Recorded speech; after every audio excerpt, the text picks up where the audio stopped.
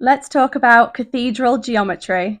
Now, before we can draw our complex cathedral tracery designs, we need to learn a few basic tips and tricks using our ruler and compass.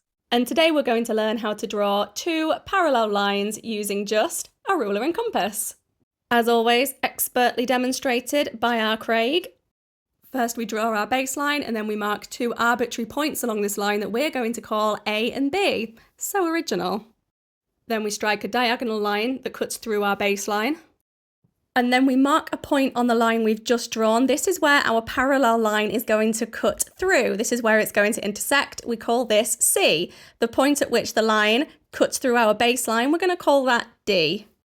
We then set our compasses so that it is greater than half the distance between C and D, and we strike an arc. We repeat the process from point C. We're now going to label the points at which these arcs intersect our lines, and I bet you can't guess what we're going to call them.